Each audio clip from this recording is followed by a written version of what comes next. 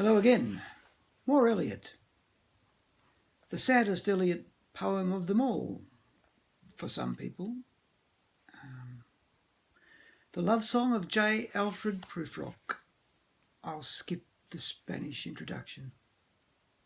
Let us go then, you and I, where the evening is spread against the sky, like a patient etherized upon a table.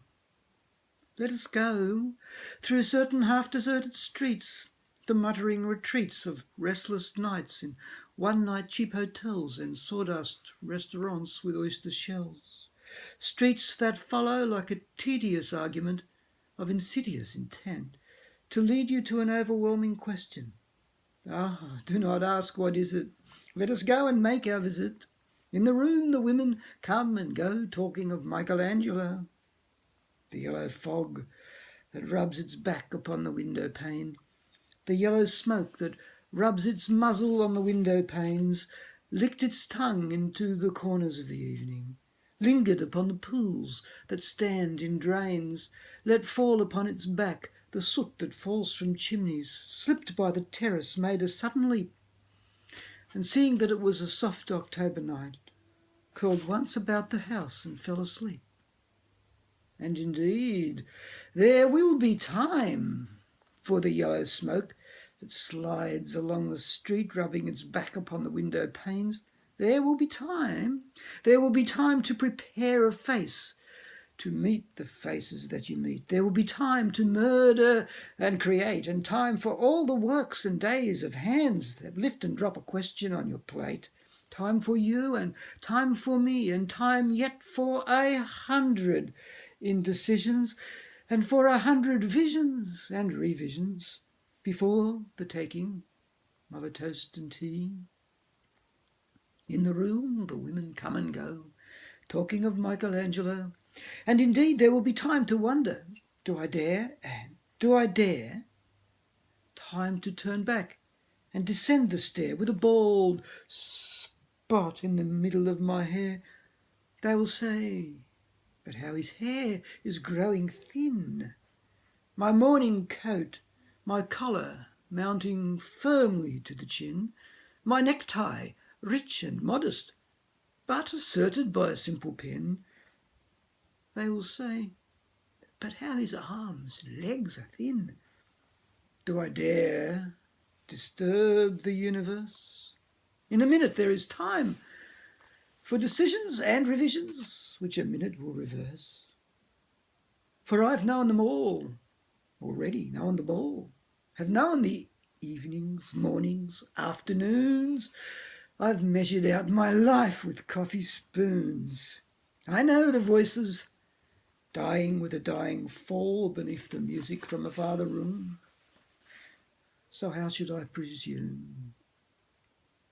And I've known the eyes already, known them all, the eyes that fix you in a formulated phrase. And when I am formulated, sprawling on a pin, when I'm pinned and wriggling on the wall, then how should I begin to spit out all the butt ends of my days and ways? And how should I presume? And I've known the arms already, known them all, arms that are braceleted and white and bare, but in the lamplight downed with light brown hair. Is it perfume from a dress that makes me so digress? Arms that lie along a table or wrap about a shawl? And should I then presume, and how should I begin?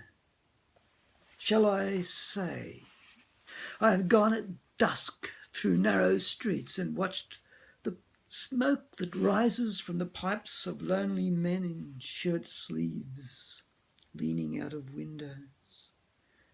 I should have been a pair of ragged claws scuttling across the floors of silent seas. In the afternoon, the evening sleeps so peacefully, smoothed by long fingers, asleep, tired, or it malingers, stretched on the floor here beside you and me. Should I, after tea and cakes and ices, have the strength to force the moment to its crisis.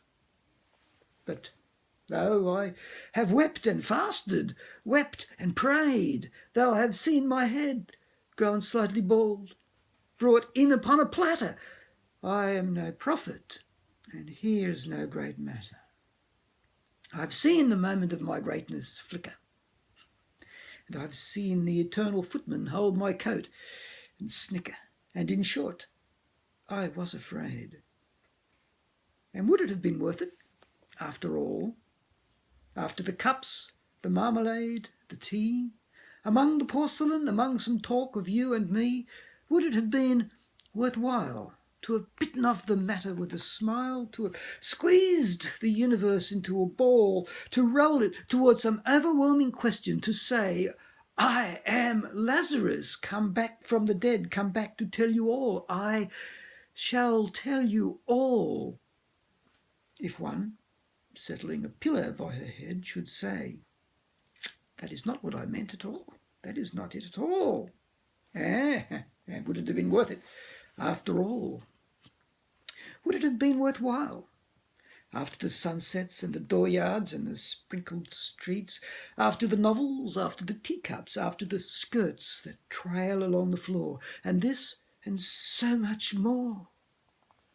It is impossible to say just what I mean, but as if a magic lantern through the nerves in patterns on a screen, would it have been worthwhile if one, settling a pillow, throwing off a shawl and turning toward the window, should say, that is not it at all. That is not what I meant at all.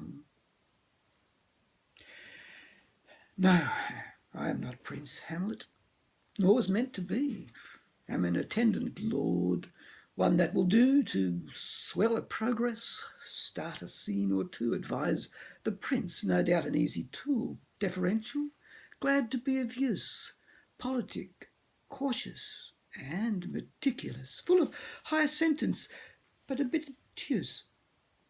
At times, indeed, almost ridiculous, almost, at times, the fool. I grow old. I grow old. I shall wear the bottoms of my trousers rolled. Shall I part my hair behind? Do I dare to eat a peach? I shall wear white flannel trousers and walk upon the beach. I've seen the mermaids singing each to each. I do not think that they will sing to me. I've seen them riding seaward on the waves, combing the white hair of the waves, blown back when the wind blows the water white and black. We have lingered in the chambers of the sea, by seagulls wreathed with seaweed red and brown, till human voices wake us, and we drown.